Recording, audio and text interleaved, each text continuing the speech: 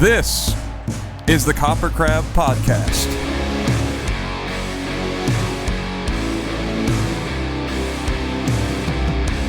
I'm Chaney Crabb. I am Navene Koperweis. Happy Wednesday. February 19. Holy shit. This month has gone by so fast. Yeah. How the months go by. Fly on by. It's gotta be a song, right? Well, I've been listening to this Napalm Death song a lot called How the Years Condemn. I love that. So I've been thinking about that a lot. Napalm Death owns. Condemned by time. I've never been huge into Napalm Death. Navene is getting me into them. Love it.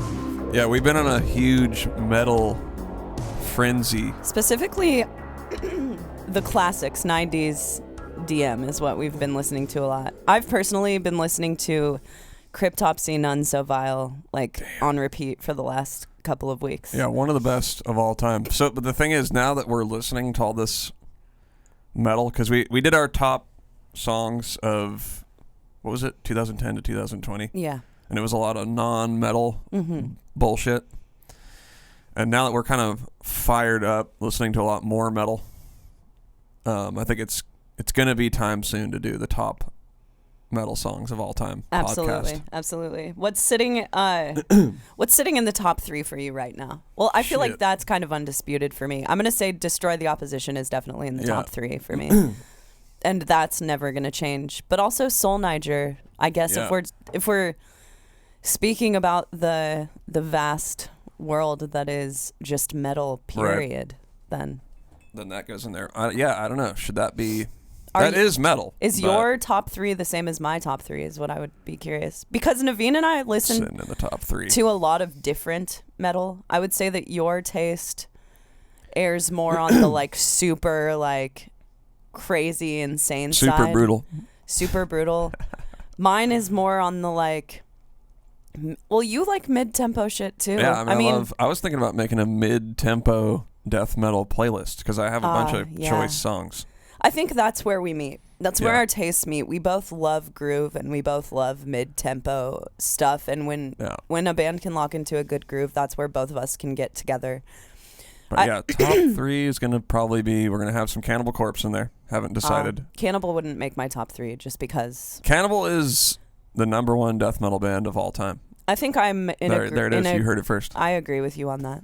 It's kind of hard to dispute that. How can you dispute that? This brings me to something that happened to me scrolling through Facebook a few years ago, and this is why it's really hard for me to take opinions seriously.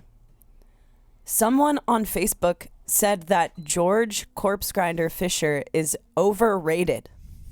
No. And I was like, do you understand that this man is one of the reasons why screaming exists at all? Yeah. I don't think he's definitely not the first screamer. Obviously, Chris Barnes was in the band before him. I wonder who was. But Corpse Grinder is if we're gonna have a Mount Rushmore of screamers, Corpse Grinder's fucking face is going and his neck are both going on it. Of course. If you ever say that in my presence, I hope that you're prepared for a huge argument because you can't. That's like going and saying okay, yeah, now hearing, I guess, what would be a good example of a guitar player or a drummer who now we could be like, oh, he's fucking overrated, man. Yeah. But it's it's all in perspective. You have to go back to the 90s and think of listening to Cannibal at that point. Well, that's what I'm saying about Cannibal Corpse in general is the modern death metal sound came from them. Yeah, I'm sure people are going to get all triggered and butthurt and stuff, but it's them and probably Morbid Angel too, but playing with a 7-string. It was the first death metal band that I heard do that. And then kind of using whole tone at times, that eerie sound. That I use a lot, and I got that from them. Oh, that's called whole tone. I know exactly. Whole tone is just you just play whole all the way up, and it's got it's The Simpsons. The Simpsons. Right. So it's They were the first band that I heard do that, and just structuring these like long technical riffs. Like, listen to From Skin to Liquid. Okay, that's a instrumental death metal song that's super slow and has the most crushing riffs of all time. Yeah. That's a thing. Instrumental too, by the way, so they were ahead of the curve there, you know? That's a thing that I'd like to just put out there, and I'm sure that a lot of people agree with me, but your music does not have to be blistering fast, 7,000 BPM to be like fast and brutal and like ripping, you know? Yeah. It doesn't have to be the fastest thing ever. Ripping, brutal songs come slow. Yeah, too. I like all tempos. Me too. I don't discriminate. Once it gets a little too fast, it's kind of out of my thing. It's not. It's hard for me to listen to. Yeah, I mean, I like listening to stuff that can like lay in a pocket and kind of make me feel stuff. And a lot of the time, it's not the super fast shit. But hey, but I'm not mad at when there's a super fast. I'm not song either. Or part or whatever. That's what I like. I like the dynamics of because Nuts of Vile is arguably really fast. Yeah. You know. Yeah. But it's like got its breakdowns parts. and like I mean that album. Gee, that's definitely top 3. How could you not put that top 3? But I haven't been listening to just old school. I've been listening to a bunch of new bands. You know, or newer, maybe not new bands, but newer releases from bands. Wormed, super sick. Oh yeah, that band Wormhole that we're going on. So a lot of Worm stuff happening. A lot of worms. Who else? I've personally, and then a bunch of classics: Morbid Angel, Domination, Gallery of Suicide. I've been listening. Cannibal. I've been going through like that, listening to stuff that I would listen to when I was a teenager thing. So I've been listening to also a lot of Martyr AD and Light This City. I went and jammed Light This City Facing the Thousand. It's been a good year since I've listened to the whole thing. Year or two. God, that thing's got some fucking killer riffs on it, man. Yeah, we're gonna get Ben on here, right? I would actually. He wants to do it. I think we might get Ben and Laura on, which would be awesome. Oh, really? Which would be awesome. I've probably talked about this before, but when I was a kid, people like to ask me what my favorite like female fronted band was, obviously because of, you know, what I do, who I am. Because you're instantly... First and foremost, I want to say I've never liked a band specifically based on them having a woman in the band. Right. I do not care about that. I like good music. However, if I'm going to point to the bands that were my favorite bands who happen to have women in them, Light This City is at the top of that list. And when I was a kid, got to play a couple shows opening for Light This City, and I remember getting called by the promoter and he told me that my band was going to get on to the show. You would think that we were opening for fucking like Slipknot or something, because the way that I was bouncing up and down, like screaming in my driveway, yes, yes. They'd probably love to hear that. Yeah. Yeah, that was one of the best times ever. And they were so nice and humble. I remember them all watching my band play. Yeah. And as a local band, that fucking means a lot. When you see a band that you look up to watching your show. And what band was that you were in? Oh God, I think it was Prevail and the Hail of Gunfire. I think that's the band I was in. People are going to want to know what the bands were called. Yeah. I think that's the band. It was either that band or From Citizen to Soldier, but Prevail was my first band, and I'm pretty sure that's who it was with. But yeah, man, that was like one of the coolest things that ever happened to me. And them watching my show has stuck with me for the past 15 years. So you got to watch some aspiring bands now, Chaney. Stoke them out. I do. I like to watch bands. If they're, it's cool to watch the bands that open the shows. Some people do, some people don't. Yeah, sometimes we don't always have time because we're running around doing stuff, which is unfortunate. But yeah, if we can, we definitely watch the bands. Yeah, we're definitely on, I'd say, the lookout, right? Yeah. Like, you want the bands to be good. You really do. I'm going to check them out. Yeah. Sure. Because, there's cool death metal or just cool metal growing in all parts of this country, and it's definitely a lot of them aren't touring bands. I remember you telling me that that's how you found out about Periphery. That is how I found out about Periphery. They opened an Animosity. The show. What tour was it? It was the Between the Buried and Me tour that Animosity did. Mm-hmm. I'm pretty sure. Yeah, and they opened, and it was like, wow, this band is super sick. And Travis Orban was the drummer at the time. Mm.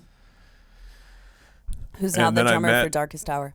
Yeah, and then I met Misha. I kind of just like started talking to him, and then I had been into recording and stuff a little bit myself, just because I was getting into doing my flesh rot thing or whatever. And then I was like, damn, this kid's like me. He just like records music in his bedroom. That's sick. Because at the time, it wasn't like every single person did that. Well, because little did you know that kid was going to be who started that entire movement. Yeah, I know. So I watched that happen, and I was like, wow, that's amazing. I still remember a lot. The way that I heard about Misha was on 7string.org back in the day. He was Bulb. He wasn't Misha back in the day. It was Bulb, the guitar player who had super sick instrumental shit out there. Yeah, and you know what was funny about all that stuff was, like I'm obviously totally wrong about what I'm gonna say right now. Is I didn't like the fact that there was a bunch of like random songs. That was like one of the things, about his music and Periphery that I was like, I don't know. I needed there to be an album.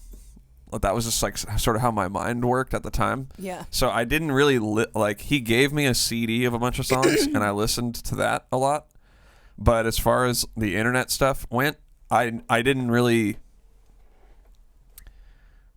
check it out that much. I think maybe because most of the time I listen to music in my car, and I don't think you could stream it on your phone at that point. Right. So I just was like, well, when Periphery comes out with an album, I'll listen to it. Or when he comes out with an album, I'll listen to it more. That's actually pretty funny. I haven't... Isn't that weird? Well, I haven't thought about the correlation between singles and becoming more prominent now because of the fact that you can switch songs so quickly on the internet. I know. That when we had CD players in our cars, it was such a bitch. Unless you had someone who burned you a bunch of CDs, which for me, it was my best friend Eddie. He burnt us a million mixtapes. But I didn't do that. He was like a technological genius to me back in the day when he could like rip CDs and shit. You know, it's like I figured out how to do it over time. But now, because of the way that we stream music and the platforms we're using, singles actually probably are an even better option, because I know. Now I find myself flipping between artists more. Like I'll just create my own playlist. I don't have to burn a CD. Yeah, it's actually rare now that I'm going to listen to a whole entire album. If you do catch me for a whole album, though, chances are that I'm like listening to your album a million times. Yeah, or sometimes like if I'm at the gym. I'm not trying to sound like I'm cool or anything, but when I'm at the gym, getting my muscles and drinking my protein, working on the muscles, doing steroids. Like I just don't want to skip around, so I'll just put on a whole album. Yeah, and that's when I'll like listen to an album. You know what? I have Chaney's curated playlists. So I have a driving playlist. Yeah, what's outside of our house? I think it's the garbage truck. Something's going on out there. Because we're actually doing the podcast in the morning on Wednesday, which we usually don't do. We usually don't do that. Well, we did it once before, and it was actually kind of fun. It was fun, and we're more fired up because I'm like drinking the coffee. Yeah. Shout out to Recess Coffee. Recess. What up? We re-upped. I don't have the bag. It's in the kitchen. Yeah. Maybe we can link it or something. We do at the bottom of the about or the description of every podcast we link Recess. They've been a sponsor since the beginning. Yeah. Thank those guys so much. Again, it's. So part of the thing that we want to do with the podcast is help the community, right? Heavy music community, I'm going to call it. That's right. I've deemed our podcast the number one place to go to hang out for the heavy music scene. Mm-hmm. So I'd like to tell people about businesses of people that were from the heavy music scene. And Recess Coffee is one of those businesses. That's the drummer from the band Ed Gein. Sick band. Not quite, I guess they're not really like a metal band, more of like a thrashy. Like grindy. Yeah, very sick. From back in the day. You know, back in my day. Back in my day, Jesse started a coffee company a long fucking time ago. Oh, really? It's probably 10 to 15 years ago. That's a motherfucking hipster right there. I know everyone's coming out with a coffee company nowadays. Ahead of the game, dude. Yeah. This guy sent me coffee like way back in the day. Wow. When I lived in San Francisco. And it's freaking delicious. It's amazing. And they send us a blend that's specifically for Turkish coffee, which I'm a Turkish coffee freak. I love it. If you come to my house, I'll make you a really good Turkish coffee out of Recess coffee. If you want to support the metal community, you can get yourself some Recess. And we will have more stuff to sell you guys at some point. We have mugs too. So we also have CBD, a Lamb Gam Jade Rabbit CBD. BCD. What I do want to say, someone commented on the podcast on YouTube last week and said that we should sponsor local bands. I don't really know what that means. I think that you might mean that you want like a specific local band or a specific unsigned band to be a part of every podcast. That's cool. Navene and I are big. We want to celebrate the music that we both love, and that does include unknown underground bands. If you have some that we aren't seeking out, because we come across bands, but we're not going to come across every single band in the world. Send them to us. That's how we found out about Pangea. That's how we found out about a few bands that we've shouted out on this. So if you send us those emails, I read through every single email every week. Even though it's like 1 million plus emails. Yeah, I don't know we're getting 1 million plus emails a week, and I'm going through them all. And so yeah, if you send that shit, I usually put it on Saturdays or something so that Navene and I can both listen to it. And send us a local band that you think is cool, or send us a band you think we haven't heard of. Let's hear some like super crazy metal bands. What's up? Yeah, what's up with it, dude? Come on. Show me a metal band that's gonna blow my fucking mind. I want to be impressed. I'm on the hunt for it, because sometimes, you know, you hear bands and you're just not ready to hear it, right? Right. Like, you're in the mood for, I don't know, synthwave, and you're hearing death metal, and you're like, there's no synths. I'm not feeling this. Yeah, where's the synthwave? Yeah, but now I'm like on the opposite tip. Yeah. I'm like, I don't want to hear any synth. I want to hear some crushing riffs. Yeah. There is a band that I've been meaning to check out, and I'm going to make note of it right here so that we both remember. Their name is Croesus. They opened for us. I don't know if you remember. They opened the Rivers tour. Small venue, had like a glass area. There was cigarette smoking on the other side, and they wouldn't let us leave with our plates to eat food outside. Yes, remember this. All right. Croesus opened that show. Okay. They were sick. I remember their vocalist, I believe his name is Mac specifically. I thought he was really fucking sick. And I haven't checked out the music yet, but I've been hearing really good things about it. So I think it came out about a week or two ago. Oh, I got a band to shout out. Yeah. I think we might have already shouted them out, but I'm going to talk about them again. Warforged. Oh, yeah, we talked about them a little. Have you listened to their album? Yeah, I went and finally listened to the album. There we go. What a bum, right? Considering that you played on the album, I would say that's a... Hey, whatever. That's the truth. I didn't listen to it, and I went and listened to it. It's awesome. Yeah. It's really sick. What I've heard has been really good. It's like a good blend of a lot of different types of metal. Mm-hmm. It's progressive. It's kind of black metal-ish. It's death metal. It's heavy. It's a lot of boxes get crossed off. Do it gent, though. I don't think it gents, really. All right. But it's heavy and awesome. Cool. And I don't care if it's going to gent or not. Yeah. But, so fuck you. Yeah, really impressed. I was really impressed. Fantastic. Yeah. Shout out to those two bands. Shout out to them. Definitely check that out. Fantastic. Definitely check that out. And I did a solo on there somewhere. So. Yeah, I don't know if you guys knew this, but Navene plays guitar. Yeah. They'll be finding that out more. Very soon. Very soon. But another cool thing that I don't think we've talked about is that we've announced Dose tours. We have. We did talk about one. Neither of them have tour dates yet, but we announced a Canadian run with Archspire, Surreption, Wormed, and... Not Wormed. Wormhole. Fuck. Sorry, guys. It's Wormhole. I knew that. That's the tech... It's Sanjay and Noni's band.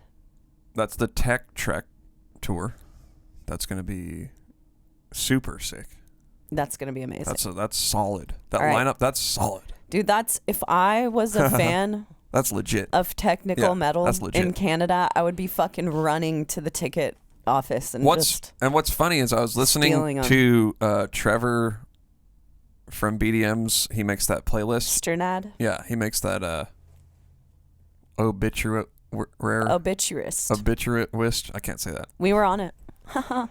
Oh, brag. And humble brag. The like band that stood out to me was Wormhole. Wow. And I was like, fuck, this band is sick. And then, because I'm not paying attention enough, so I didn't even realize that was Sanjay's band. Mm-hmm. Right? That's how out of it I am. And then, because you were like, yeah, Sanjay's band is on the tour. Yeah. And I was like, oh, sick. And then I saw the flyer and I was like, what? Wormhole is his band? Yeah. It's like, fuck, that's sick. I believe, I don't really know who's like the head bitch in charge over at Wormhole, but I think it's like his band and Noni's band that they made together. I mean, that stuff is killer. Because we met them years ago, because we stayed at their house through our old guitar player Malcolm, the Artisan Era guy, blah, blah, blah. We all know each other in this fucking world. Wow. And I think they may have talked about Wormhole. Probably. Then. I mean, I'm sure they had. I'm sure they did. Yeah. But so I was stoked. So that lineup is also super solid. That's a solid ass lineup and right there. And that is going to be Entheos. Haven't really heard them very much. I don't like that their name is so similar to ours. That's straight up bumming me out. I know. It's like, what? No. So there's Entheos and Entheos. I know. How are people going to know who to buy merch from? Well, fortunately, their logo is way different than ours because I was kind of like, let me go check this out. Let me see what's going on here. I think they're like an instrumental. Yeah, I think they don't have a vocalist too, which could help us. I just checked out their Instagram real quick, and it did seem cool. So I think they're going to be a cool band. I've seen a few videos of their guitar player. I was like putting two and two together. He's fucking sick. Yeah. He's so sick. I think it is going to be solid. And then, even though you guys have the same name as us. I'm not feeling that. Straight up. That's not cool. That's like Wormed and Wormhole going on the same tour, which would be sick. And then like Grave Worm, which is a band. I guess it's our bad, right? I know. For having similar name, but shit, man. Come on. Shit. Cut us a break. So then us and Fallujah and Allegiant. Fallujah. So that's going to be solid. Dude, we know. Those are our homies. Like, this is a super friend fest. We've been on tour with Allegiant more than now. This will be more than any other band we've toured with. I saw a comment that was like, haha, you guys are always on tour with Entheos. Which is funny because we haven't toured together for 2 years. Yeah. But that goes to show you how much people, they don't really pay attention to timing. No. Right? No. So. And someone may have seen you about 5 years ago, and they aren't seeing you until like 5 years later. I know. Well, think about me. I'll be like, oh, the other day we did X, and it was like literally 7 years ago. You know? I still have people who come up to me at shows, and they're like, man, I heard about you. The last time I saw you guys was with Veil of Maya. It's like, oh, that's our first tour. That was 5 years ago at this point. We are... So hold on, so we got, Fallujah, Allegiant, very good friends with Allegiant, obviously. Love those guys. We had Andrew on the podcast. And we obviously know them all through the scene. We know them. I don't know them that well. I've never gone on tour with them. We will be knowing them better because we will be having another person from Fallujah on our podcast next week. So there you go. I'm looking forward to getting to know them more. I am too. And Entheos, even though they have a similar name. And Entheos, they're gonna catch a little shit first day. No, I'm just kidding. Of course, we're fucking. I think I'll give them a pass. We're screwing around with you guys. We don't care about the names. I kind of do care. I don't like that. I don't care at all. It's like our bad. It's like a very childish thing to care about. We also, I mean, if we want to talk about band name things, it's like we chose a name that is hard to pronounce. Which makes it funny because it's like, oh, they did too? This has the similar syllables? Actually, this entire tour is full of names that are hard to pronounce. And frankly, I thought the Archspire's name was Archspire until like 2 weeks ago. So that makes sense. I mean, that's what it's all about in metal. How can we really fuck their world up? And I don't know. People think in Europe, people for sure thought our name was Entheos, which is kind of a cool spin. Why not? But another thing that I was going to mention is we're going to have a lot of sick guests on that tour for the podcast. That's right. Because we're taking the podcast with us. Worldwide. Taking it on the road. So we're going to make a little mobile setup, and we might just be set up in, like, you know, Panera Bread doing a podcast. Yep. Yep. So, you know, walk around to the restaurants around the venue before the show. You might catch us set up. Oh, we have to have, like, a little red velvet rope. Velvet rope. Like, stay back. Yeah. We're doing this podcast. So, yeah, we're going to try to have guests from people on the tour.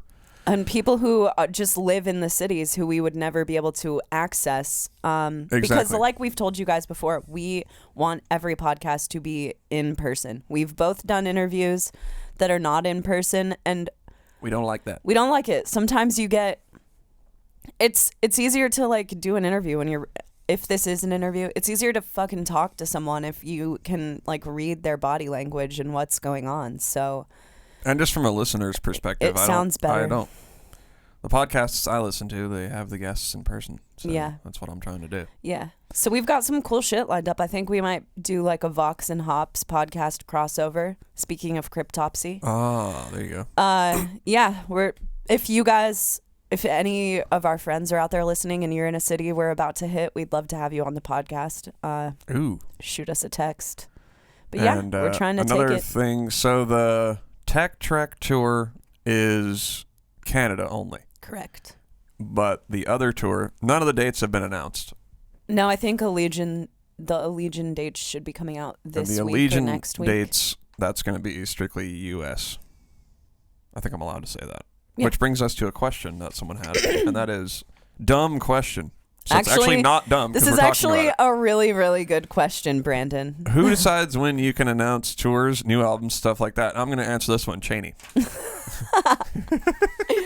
No, the answer is actually kind of multifaceted. It depends on who is headlining, first of all. If we're not headlining, we're pretty much making no decisions about when this is happening. So it's kind of between the headliner, their management, their booking agent, and the promoters when all of the shows are sealed and ready to be announced, because there's a whole process that's going on behind the scenes between booking agents and promoters and venues that you have to have a venue booked in order to plan or announce that there's a show there.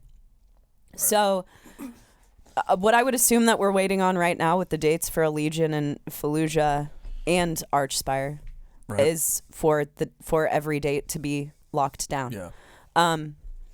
Because you got to figure, you know, I mean, this is something that people don't really think of a whole lot, and they might not have any experience with it. Mm-hmm. But, you know, to book a tour, it's not necessarily a given that the club's going to have the day you need when you're putting it together. No, right? or any club in that city. Yeah, like a lot of people on the band side will probably already know this, but for people that are listening, they probably don't even know. Because sometimes we'll both get questions of like, who gets you a tour, right? So maybe we should just answer that while we're at it. Mm-hmm. And that is like, a record label doesn't get you tours. No. Maybe they can have a little bit of help or a little bit of influence, but the way that you get tours is you link up with a booking agent, and they are incentivized in two ways to get you tours. One, because they want your band to get bigger and hopefully they're friends with you, and two, they get a percentage of the money you make at every show. That's how they make money. That's how they get paid. Right. So when you're on tour, they're making money, so they want you on tour. If we're going to be cold capitalist about it. Not only do they want you on tour, but they want you to have a good guarantee. So a booking agent and honestly a management, because management will make money. Management does make a percentage of what you make as well, depending on who you work with, whatever your deal. So it's a little more loose with management, whereas booking, it's kind of there's like a standard X amount they're going to take for it, like across the board. Correct. Every booking agent I've ever worked with has that. Well, management is always like different deal. Yeah, because a booking agent is 100% getting their income off of your band through your guarantee. Yeah, that's the only place they can take money from, because they're a booking agent. So, behind the scenes, what happens when you get what happens when you get on a tour? We will get a tour offer, or we'll get a question. We'll get an email. Hey, do you have any? So and so wants you to be 2 of 5 or whatever. Yeah. So like the second band on a 5-band bill, or wherever your slot is. Right. On their specific headliner. You don't always even know who any of the other bands on the tour are. Right. Except for the headliner. Yeah. Yeah. So they'll send you this. They won't usually mention money at first. It just depends. They'll see if you have any interest in doing it whatsoever. Our response will usually be, let's look for something else, or yes, we want it. Let's see an official offer. They also do this thing to you where they're like, we have to know within 7 hours. Mm-hmm. You know, that's another tactic. Yeah, they give you they give you a specific date you have to get back to them by. So then once you receive the offer, you're getting an itinerary that's subject to change depending on where the shows can be booked. So it'll be like a what they would ideally like the dates to be. Exactly. Right? So exactly. it's all the cities and days. Mm-hmm. Here's what we want to do.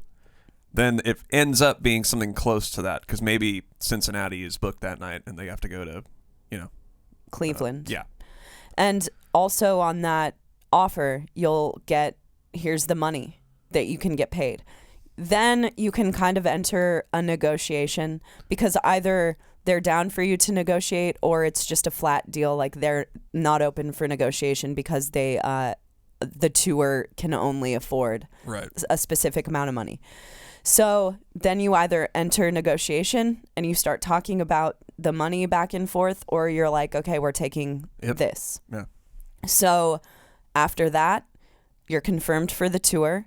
It'll also have stuff like how long your set is going to be. Right, which is also up for negotiation. It will also, another thing they include on that is how many pieces of merch you're allowed to take, and what the prices will be. So usually what they do is a merch match with the headlining band, meaning that all opener prices have to be the same as the headlining band. Yeah. Sometimes you're restricted to 3 or 4 shirts, but normally you can take as many small items as you want, which we're talking music, vinyl, koozies, whatever other keychains, whatever shit. So because they don't want you showing up, and the reason for that is they don't want like the second band showing up with 20 shirt designs, which and it's is like, known to happen. What are you doing? This is the tour is sort of structured. The idea behind it is the tour is sort of structured around the headlining band. Yeah. Right. Well, understandably so, which is why also tours will start and end close to where the headlining band lives. Exactly. Because we're trying to make, the headlining band has worked their ass off to be a headlining band, and these are the perks of being a headlining band. Right. So what you want to do is stay a band long enough so that you can be a headlining band. Yeah. Because that shit rules. Yeah. Even though I've only done 2 headlining tours in my life. You either die price matching or live long enough to see yourself become the headlining band.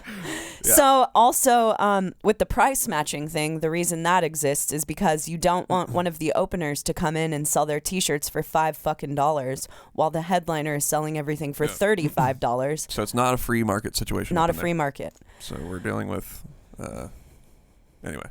Yeah. A lot of regulations. Yeah, rules and regulations. And this all depends on what the headliner wants to do. Some tours, there's no restriction. Some tours, they don't give a fuck if you roll in with cheaper merch than they have, because they are really confident. Right. Usually that's if they're a huge band and they're completely confident in their merch sales. Yeah. So that part of it is sort of just like across the board different. Yeah, totally. So yeah, basically who decides the touring thing is, it's all up to the headlining band and the people who work for them. And when they think the best time is to announce. Usually tours announce around like 12 p.m. wherever the headlining band lives. And you'll get an email from the booking agent. Hey, we're going to announce tomorrow at 12. Mm-hmm. Here's what you need to post. It's, and they make that flyer, ad mat, it's called. An ad with mat, the dates on it and stuff. And they'll say, you guys need to post it. Can each member post it? Yep. Individually as well. And that's always fun because you're excited to brag about the tour you got on. Go, check me out, I'm going on tour. Fuck you, Mom. Did it again. Yeah. So I'm looking forward to announcing more about both of these tours. Me too. Actually, I don't think I've announced the Allegiant one. You haven't. Shit, so you probably should. I'll do it today. I'm bad about that. As far as announcing albums, okay, that's a whole different ball game. This is where the label kind of comes in. Or just whoever is making the decisions. It's not just up to a label. So like whenever you want to put it out, the label goes, okay, we're going to do 9 months after that. Well, so the whole idea, that is pretty much what happens. Seriously, heartbroken because you're like, I don't even know if I'm going to care about music at that point. I might have quit the band by that point. I remember when we were sitting on Infinite Nothing. And it was like, okay, that's literally in like a year. Yeah, we turned in Infinite Nothing very early. Yeah, so like, here's the deal. What? Here's the deal behind announcing this. We're going to talk about a record label first, and then we can talk about independent after that. This turned out to be a great question. I know. Not dumb question, Brandon. Best question of the entire podcast. I think this is something that a lot of people actually are interested in. They have no idea why shows don't come to where they live. Right. Which is another thing we can talk about in a little bit, but let's get to the new album thing. Okay, so when you're on a record label, the label has a million other bands. This is how they make money. Labels make money because they, let's see, how do labels make money?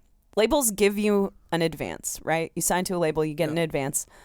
Labels make that money back depending on the albums you sell and all of that stuff. And also that's not...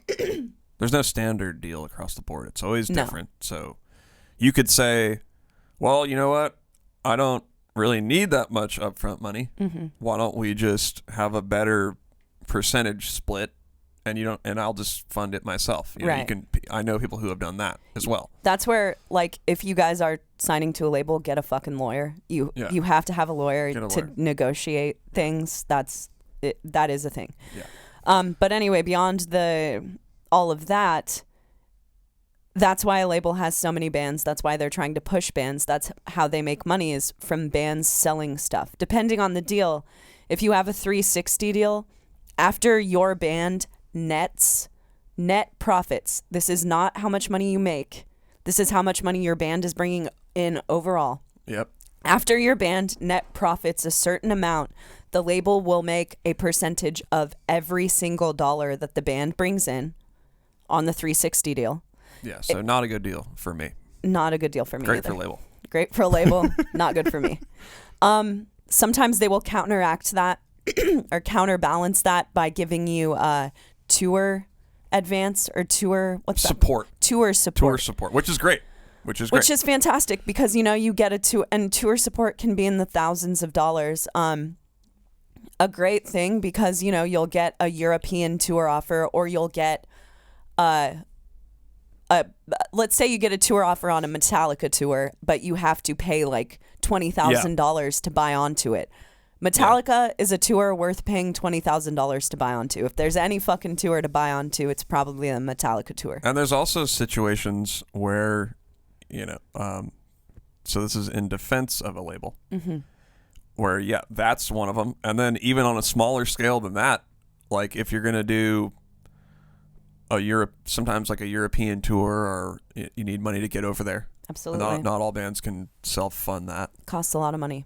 And beyond that, sometimes you'll just be on a normal tour, but you need to throw down like a couple grand on the promotion. That happens. Oh, yeah. That happens. There are tours, there are like huge festival tours that, because it's such a good tour and because they want to promote the fuck out of the tour, you have to pay like $2,000 to help promote the tour. Labels usually pick up that. They'll fund your music videos. Right. Mm-hmm. That's like in the agreement up front, how much they're going to give you for a video. Yeah. So, a label is pumping a lot of money into your product in order to make their money back. So you're becoming That's a bigger... the key, though. They're not doing it for nothing. No, they're not doing it for nothing. They're doing it to see your band become a bigger band because they want to make more money off of your band. And hopefully they like you as people and they believe in your band too. Yeah, of course. You build a relationship with people over time and it becomes a total thing. And that's like Navene said, totally in defense of labels. And especially for us, like getting off the ground, we didn't have the money. We didn't have any upstart money, so signing to a label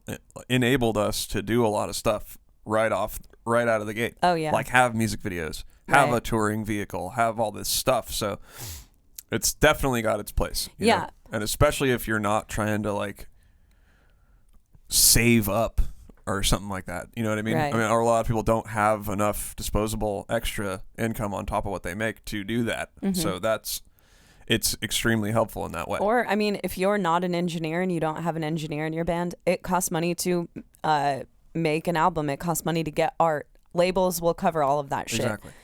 Making an album in itself, if you are completely outsourcing the entire thing, we're talking like all together. Who knows? I would say in probably the $20,000 range. It just depends on the album you're making, what gear you're using, what resources you have. It's the engineer's going to be. Yeah. But anyway, as far as turning in the album, you turn in an album, then the label has to, first of all, look at the releases that they have coming up. First of all, first and second of all, they're going to put your release far out. If they're printing a vinyl, they have to basically, or if they're pressing a vinyl, they have to basically give you a 4-month window in order to get the vinyl pressed. It takes freaking forever to get vinyls. It takes forever. So there's a huge gap in the time between you turning in your album and getting the album out because of pressing vinyl, CDs, getting art together, making music videos, getting all of the promotional material. Usually you're doing promos again. And, you know, every new album cycle brings about a new life for your band. So you're really reinventing yourself every album cycle. And that's where the weight is. So then a label will go in and look at the other releases they have that week and other weeks and see which is the best for you. Our label, I mean, they wouldn't look really from December wasn't good for them, and like the beginning of January, understandably so, because everyone is, you know, worried about Christmas and the holidays. So there's a lot of shit to actually plan around with the putting stuff you gotta think of. With the putting an album out. It's not as simple as, oh, it's done, let's throw it out on the internet. Which is what I want to do. Which is what Navene would do if I didn't have a hand in everything. So putting it out independently, just make it and then put it out the next day. Putting it out independently, which we did with Primal. We really did that. Yeah, and that was freaking awesome. It was cool, but it didn't help us in any other way than self-gratification. I don't think that's true, though. I think it's definitely true. Because that album, put us on the map. The EP, sorry. It topped the charts on Bandcamp. It was number 1 on all of Bandcamp. Yeah, I totally agree with that. But if we would have waited a little longer to put it out, we would have been a little more prepared. Like, we didn't have... There were so many materials that we could have had, like, that we just didn't have, like, promo materials and, like, really cool art. We were kind of just in a rush to let people know we were a band. Yeah, for sure. I mean, I agree with that. And the thing that's good about the label is that it's like a authority figure in a way, right? Yeah. So, which I need, because I'm just like this free spirit, like, whatever, man, just throw it out, you know. And so you've become that for me. Like, hey, we're going to actually have a plan here, not just throw it out willy-nilly. Yeah. Granted, so if I let my excitement get the best of me, I would take our new music that we have and I'd put it out today. Yeah. However, I'm like thinking of it strategically, which is getting to the independent thing. We're not going to wait 4 months after we turn it in. We'll probably do the vinyl thing on a little different, maybe a pre-order basis, so that we can just get our music out there, because to some extent, we do want to put music out there. Because you could always just have, the vinyl's coming down a little bit later down the line. I don't know. And have everything else out. But I agree with you that there does need to be more than what we had with Primal, which is like a cover. Yeah.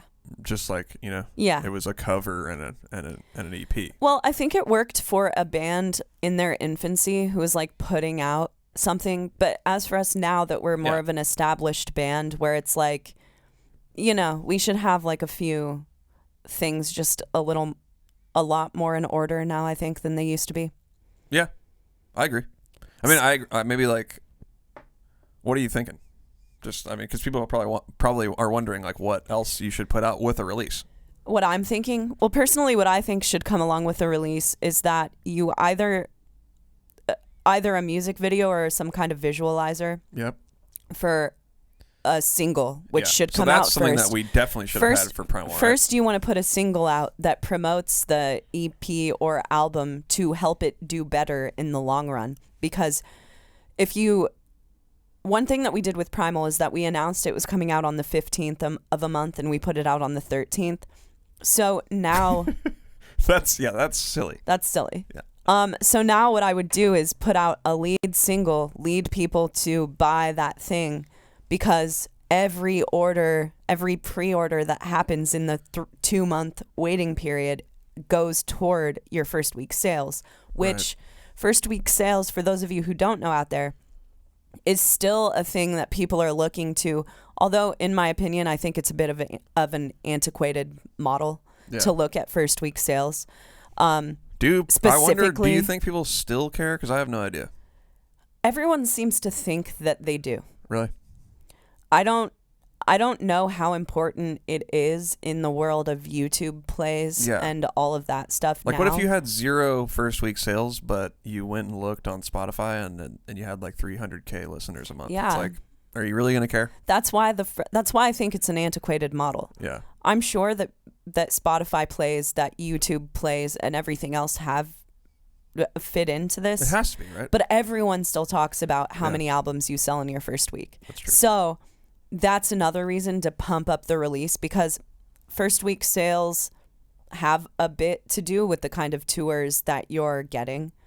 And I think that where that really comes into play is when you're getting a tour that's not with your friends, or that isn't something that can be brought along by a booking agent or management. Like it's a merit-based tour where you're just on there because of numbers. Right. Which is, for us, since we know so many people, we've been lucky enough to just get a lot of offers because people know us and like us. Mm-hmm. So not everybody has that. And however, I do think that probably our sales have been a like by the way. Yeah, because you can't just put us on the tour just because you like us. Yeah. It's got to be like, okay, well, there's sort of, there's other stuff going on. Right. And we like them. Right. It's got to make sense. It's the whole thing. There has to be some like example of your band drawing or being able to draw or having a fan base in order to get on a tour. Right. So it's a thought out process, the album thing. It has a lot to do with when people think stuff is going to do the best. Albums come out on Fridays. It used to be Tuesdays a few years ago. The music world just changed, right? It did, yeah. So Friday is now the day. Speaking of which, I don't know what I did with that royalty check that I got. It was like $15 or something. For what? For Flesh Rot. Oh, wow. Remember? Good job. The sound exchange thing?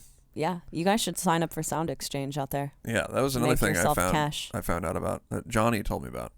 Johnny who? Johnny Davey. He's like, dude, there's this Sound Exchange thing.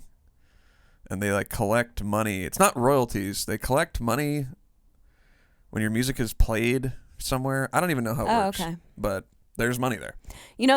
Another thing that you get paid for through labels that's pretty funny is for every, whether or not it's sold, for every CD pressed, you get money. Is that mechanical? Mechanical royalties. Yeah. That's what that's called. If for every album that is printed, you get money. It's too complicated. It's very strange. It's too complicated. The whole... It's a funny business, and once you get into it and you start learning things about the like technical side of it, it's really, really interesting to dig into. But if you are a musician and you're trying to get your music out there, I strongly suggest educating yourself in all of these areas. I learn about it every single day. I'm constantly learning new shit because the musical world, especially now with technology, is evolving so much. Things are changing so often that it's hard to keep up with. And that's why it's weird right now, because it's a business that's like based on record sales. Yeah. When it's when so shifted away from that. When we're all very aware that record sales have gone down drastically in the past 15, 20 years. I mean, yeah, even I'd say in the last 5 years, right? Even more drastically, but I think since the rise of Napster, probably. But there's still collectors out. Of course, that was the initial huge hit. Mm-hmm. But yeah, I'm thinking Lars was right. Everyone was pissed at Lars. Lars was right, dude. Lars was right. Meme coming at you. Oh yeah, Navene's a meme king now. But we actually kind of have to go, so we'll probably talk about the memes next week. But that was a fantastic question, Brandon, and I could probably talk about that all fucking day because I'm a total nerd. Chaney's got that. If you haven't noticed, she's the one who handles that stuff. I'm the total spaz. I mean, we're both spazzes. That's why it's... We're both spazzy in different ways, I guess. Yeah, totally. But I'm the let me just make riffs and record all day. Mm-hmm. I'm happy. I'm happy with that. Yeah. But I guess that's going to do it for today, Chaney. Are we going to wrap? Are we? Yep, let's wrap it up. I got to get out of here. Right on. Well, fuck, man. Thanks for tuning in with us. Please look out for those tour dates. Subscribe. I wanted to mention that. If you haven't already subscribed on YouTube and on wherever you listen to podcasts, go ahead and do that. And any closing words, Chaney? Nope. Just have a great week, you guys. Much love. Send us questions at KoperCrabb@gmail.com. Keep being a homie. That's what's up right there. Have a good week, you guys. All right, we're going to roll out with our legit theme song. Number one hit, the KoperCrabb. I was thinking that we have a sick theme song. Agree or disagree? Agree. I think everyone out there agrees. Love me some KoperCrabb theme song. Love me that. Maybe I'll hit stop right now at the correct time. It's going on for a while. Like, does it always take this long to roll into? Well, usually I fly it in a little sooner. Oh, yeah. All right, we're going to listen to the beautiful stylings of Navene. Maybe I'll hit stop on time this time around. Hopefully we don't leak any information. All right, you guys. Thanks a lot. Have a good week. Love you guys.